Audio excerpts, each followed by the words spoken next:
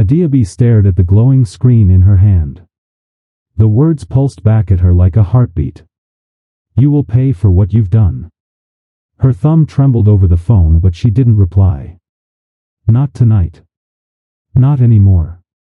Instead, she opened the curtains wider. Lagos at night glittered like 1,000 tiny secrets. The city had swallowed her pain before, now it fed her courage. She placed the phone on the dresser and looked at the wedding picture again. The red X across her face looked almost like war paint now. She inhaled slowly, shoulders rising, and then exhaled, her jaw tightening. No more running, she whispered to her reflection in the glass. If they want a war, let them come. The knock on her door came soft at first, then firmer. Adiabi froze. Room service, a male voice said. But she hadn't ordered anything.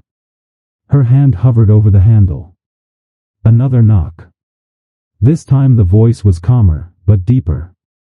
Madam Adiabi, Mama Joy sent me. She stepped back, heart slamming against her ribs. Mama Joy would never send someone without calling first. She slid her phone into her dress pocket and reached for the small canister of pepper spray Mama Joy had pressed into her hand weeks ago. She cracked the door open just enough to see one brown eye staring back. The man in the hallway wore a hotel uniform, but the name tag glinted oddly under the hallway light. She glanced down. The shoes were wrong. Not hotel shoes. Army boots.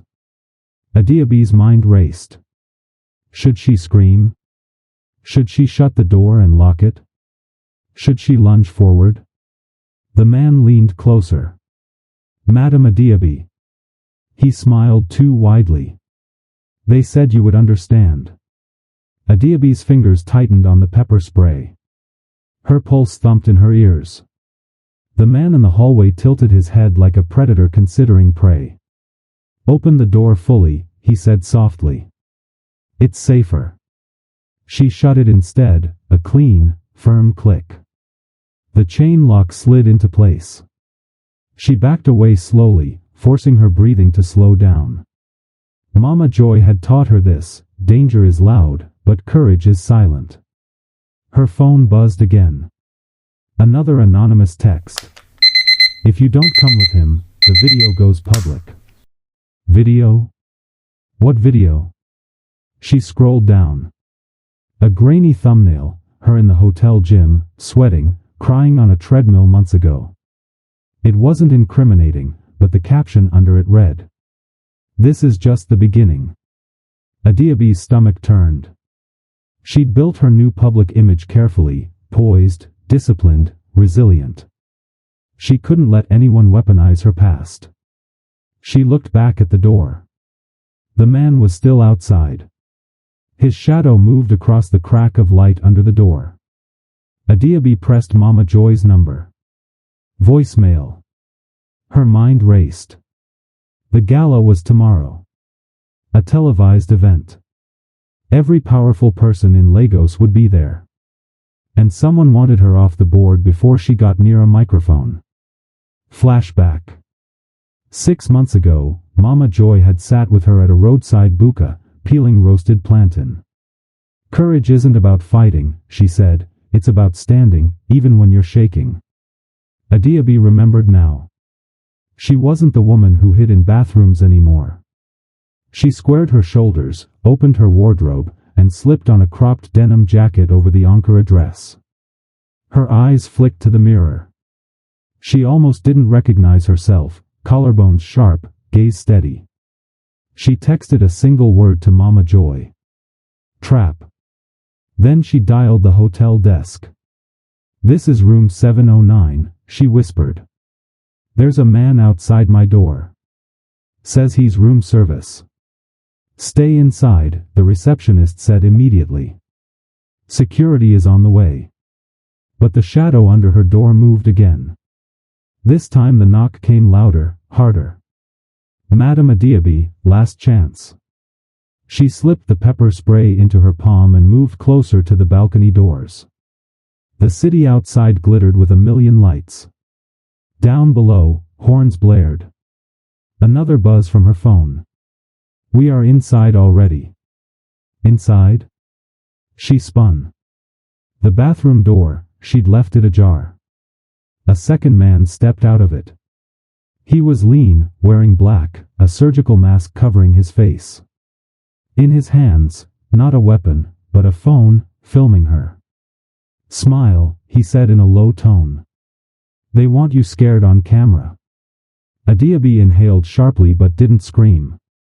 Instead, she hurled the pepper spray straight at his eyes and lunged. The can hissed.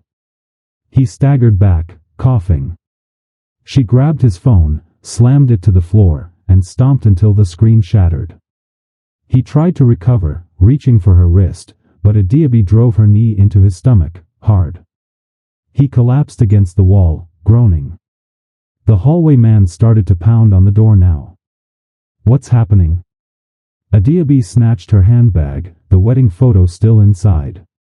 She bolted for the balcony, kicked off her heels, and climbed onto the narrow ledge. 7 floors up. Wind against her face. A swimming pool glittering below. She didn't jump. She just shouted, loud enough for every guest outside to hear. Help! Intruder! Doors opened across the hallway. Voices rose. The pounding stopped. The hotel alarm blared. Security stormed the corridor. Adiabi held onto the balcony rail, trembling but unbroken. 20 minutes later she sat in the hotel lounge wrapped in a blanket, sipping water. Police questioned the 2 men. Guests whispered, snapping photos. The old Ada would have hidden. But this Ada lifted her chin. One officer approached. Madam, you're very lucky. Whoever these men are, they're not amateurs. She gave him a level look. I'm not lucky, she said quietly. I'm ready. As they led the intruders away, Adiabi's phone buzzed once more. A new message. Nice move. See you at the gala. Her grip tightened. The game wasn't over. But she had survived round 1. She stood, straightened her Ankara dress, and began to walk toward the elevator. Mama Joy's words echoed in her head. Courage isn't about fighting. It's about standing, even when you're shaking. She pressed the elevator button, her reflection staring back from the polished steel doors. The collarbones were real. The strength was real. And tomorrow, on that stage, the world would see it too. The morning sun cracked through the hotel curtains like a blade. Adiabi woke from a thin sleep. Her phone buzzed, news headlines flooded her notifications. Adiabi Okoro trends overnight after powerful speech. New face of women's health movement. Is Adiabi Nigeria's next national voice for mothers? She sat up slowly, hands pressed to her face. For the first time in years, her name was everywhere. But behind the praise were hundreds of messages from unknown numbers, some admiring, some threatening. She muted the phone and rose. Her children were her first thought. She video called them. Mummy, they squealed. Mummy, you were on TV. Mummy, you look like a queen now. Adiabi's heart melted. I miss you, she whispered. Be good for Mama Joy until I come back, okay? Yes, Mummy, they chorused, their small voices pulling at her heart. When the call ended she felt a stab of guilt. Her children were her anchor, yet for years she had been invisible even to herself. She promised silently, whatever this new life brings, they will not suffer. 2 days later she returned home. The car from the ministry rolled to a stop in front of her gate. Children ran behind it shouting her name. Mama Joy danced at the gate, wrapper tied high. Cameras flashed, neighbors pressed closer to glimpse her. Adiabi stepped out, wearing a simple cream dress. Her figure was graceful but understated, no glamour, just quiet power. She hugged Mama Joy tightly. Uchenna watched from an upstairs window. His eyes were hollow, his shirt wrinkled. He hadn't eaten in days. Chinyu was gone, her number switched off, her family disowning her after the scandal broke. The company that had once courted him had withdrawn their contract. Now he stood at the same window where he had once sneered at Adaobi and whispered to himself, "What have I done?" That evening, after the cameras left, he knocked on her sitting room door. Adaobi opened it, children beside her. Uchenna stepped inside and dropped to his knees. "Adiz, please," he whispered. "I was blind. I didn't see who you were. Forgive me." The children stared. Mama Joy froze in the corner, clutching her Bible.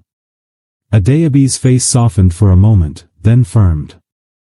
"Home," she said quietly. "That house stopped being a home when you chose shame over love." Uchenna's tears splashed onto the tiled floor. "I can change," he said. "I've lost everything. But I don't want to lose you and the kids." Adaobi looked at her children. Their eyes were wide, waiting. This wasn't just a choice about love, it was about the story her children would grow up believing. Betrayal, joy, and the twist. That night, after the children were asleep, Mama Joy sat with Adaobi on the veranda. "My daughter, what will you do?" she asked softly.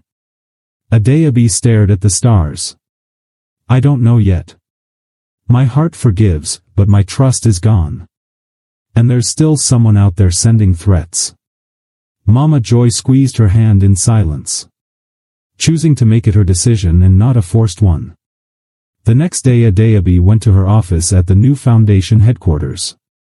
Cameras waited outside. Inside, volunteers and nutritionists worked furiously. She felt a rush of joy, this was bigger than her pain now. Then, late afternoon, an email arrived. Subject, your children. Inside was a photo of her two youngest walking home from school with Mama Joy's helper. No words. Just the picture. Adaobi's stomach dropped. She closed the laptop slowly, her hands trembling. The threats had moved closer. Strength and strategy. She called Mama Joy immediately. "Don't panic," Mama Joy said, though her voice quivered. "We'll increase security. You are not alone." Adaobi took a deep breath. She realized something: the more visible she became, the more dangerous it was for her family. But it also meant the more power she had to protect them. She called the ministry, requested immediate security for her children and staff, and quietly began compiling every suspicious message into a file labeled evidence. That night she gathered her children in the living room. "Mummy," the oldest asked, "is Daddy coming back?" Adaobi knelt down. "Daddy has made mistakes," she said carefully. "But we're going to be okay. You're safe. You're loved. And Mummy is fighting for a better future." Her daughter touched her cheek. "You're strong now, Mummy." Adaobi smiled. "Stronger than I've ever been." In the quiet of her bedroom Adaobi stood again before the cracked mirror. But now the mirror didn't seem so small.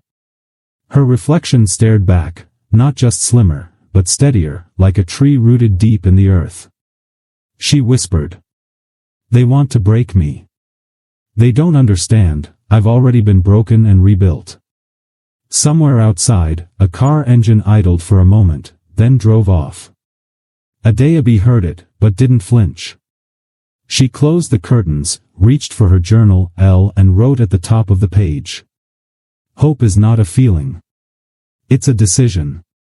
She underlined it twice. Then she began to plan the next morning's seminar on women's safety, this time including a special session on protecting your family while building your future. The compound smelled of rain and fried plantain. Adaobi's foundation had moved into its second phase, and she was busier than ever, but home life had become its own war zone. Every evening, Uchenna appeared at the gate. Sometimes with flowers, sometimes with groceries, sometimes with nothing but his broken eyes. Mama Joy refused to let him in unless Adaobi gave permission. "Please, Mama Joy, he would beg. Just let me see my children. They're not toys, Uchenna, Mama Joy would reply, her voice hard. You lost that privilege when you betrayed their mother. Inside the house, Mama Joy prompts her with questions about returning back to her husband and forgiveness. The children whispers about Daddy. The youngest two missed him deeply. The oldest, Chidinma, had seen the shouting matches and the late-night texts from Auntie Chinyu. She had made up her mind. Why can't Daddy just stay away, she muttered, arms crossed, when Adeobi tucked her in. Baby, people can change, Adeobi said carefully. But change takes time. And trust must be rebuilt. Chidinma's eyes flashed. He didn't care about trust when he hurt you. Adeobi felt a pang, the same mix of love and fury she'd been swallowing for months. Uchenna began showing up at the foundation headquarters. He donated 500,000 Nigerian nairas to one of the programs. He posted pictures online praising Adeobi's courage and vision. Newspapers started calling him the repentant husband. But Adeobi knew PR moves when she saw them. She'd built enough campaigns to smell one. One evening she confronted him in the car park. You can't buy back what you broke, she said, arms folded. Uchenna's voice cracked. I'm not buying. I'm begging. I've lost my job, my contracts, my image. I can live with that. But I can't live without my family. Adeobi stared at him, silent. For a second she saw the young man who had once courted her under mango trees, who used to make her laugh until her stomach hurt. For a second she almost believed him. Then her phone buzzed. As fulsy and weak as you've always are. The private number again. Adeobi's heart iced over. Someone wanted her to believe Uchenna was still dangerous, the accuracy of the text always. Was it Chinyu? Someone else? But one thing was sure about this stalker, she is a close ally. Investigation has been going on underneath to track the sender's API address. The ones taken in detention has refused to talk 8 who sent them despite the though questioning. She just silently prays that the stalker is caught soon. Although she appears strong, she is filled with silent fears. One Sunday afternoon Uchenna finally crossed the threshold. He waited until Mama Joy went to church, then slipped through the side gate as the children let him in. He sat in the living room, waiting. Adeobi came home to find him on the sofa. Her hands clenched. You shouldn't be here. Please, Adiz, he said, rising. Just give me 1 hour. He spoke quickly, about therapy, about accountability groups, about changing his life. His voice trembled. The children hovered at the door, holding their breath. Daddy is sorry, Ibuka whispered. Adeobi closed her eyes. Memories flickered, nights alone, debts paid off silently, whispers of fat and useless thrown at her in the kitchen. When she opened her eyes again they were steel. You can visit the children, she said finally. But you and I are not husband and wife anymore. I choose peace. Uchenna sank to his knees, shaking. The children gasped. Chidinma pulled Ibuka back, tears in her eyes. Before we proceed, don't forget to like, share and subscribe. Just a few questions and I would love you to type your reply in the comment section. This helps to show me you are following. Adeobi is in a crossroad. The threat on the air, her husband trying to crawl his way back into their lives and have her back to the house. Thirdly is the pain of the past. Forgiveness is easy, but forgetting is another ball game no one talks about. So tell me, if you were in her shoe, what would you do? While I anticipate your response in the comment section, let's continue. The following weeks were chaotic. Some days the children refused to eat until Daddy came. Some days they clung to Adeobi, refusing to see him at all. Mama Joy held the fort, praying louder than ever. Adeobi set boundaries, supervised visits, no overnight stays, and no public stunts from Uchenna. At first he resisted, then slowly complied. He enrolled in counseling. He sent the children school supplies. He began to disappear from gossip blogs. At night Adeobi still received the anonymous messages. But her heart no longer raced. Each threat was now a reminder of how far she had climbed, from despair to control. The day began with rain drumming on the hotel roof like a warning. Adeobi had flown to Abuja for a live TV panel on women's safety. Uchenna had driven the children to school, texting her photos of their uniforms and smiling faces. It was the first week in months he'd been allowed that privilege. Just before she went on air, Adeobi's phone buzzed again. Today it ends. You will pay for the life you stole. This time Adeobi didn't feel the usual panic. She turned the phone face down and looked at the producers. Can you give me the studio CCTV footage after my segment? She asked calmly. They nodded, confused. That night Adeobi returned to her hotel suite. A knock came at the door, 3 knocks, then silence. Her pulse thumped but her eyes stayed steady. She had told hotel security to be ready. She'd even looped in a private investigator Mama Joy knew from church. She opened the door. A hotel staff member in a blue jacket stood there holding a padded envelope. He smiled faintly, but his hands shook. Adeobi reached out, took the envelope, and stepped aside. Come in.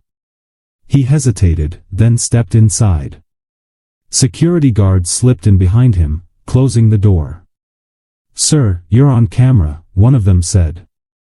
Empty your pockets. The man's composure cracked. He dropped his phone. The investigator snatched it and began scrolling. Within seconds the truth blinked on the screen. The threatening messages hadn't come from Uchenna.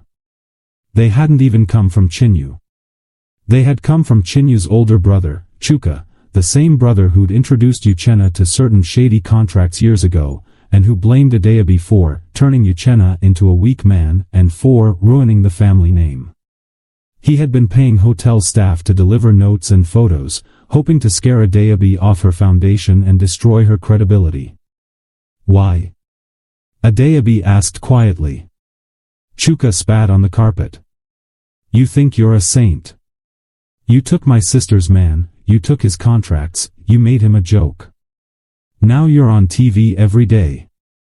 You don't deserve this life. Adeobi's face stayed calm. I didn't take anything. Uchenna made his choices. Chinyu made hers. Hotel security led him away. As the door closed, Adeobi finally exhaled. Mama Joy texted, "We're praying.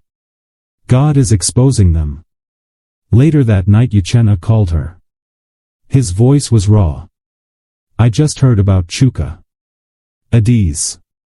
I didn't know. I swear to you I didn't know. For the first time in months, Adeobi believed him. She could hear it, the shame, the relief, the small flicker of dignity left in him. It wasn't you, she said. I'm glad you know now. But this doesn't erase what happened. I know, Uchenna whispered. But I want to stand with you, not against you. Please let me help with the foundation security. Let me protect you and the children. Adeobi hesitated.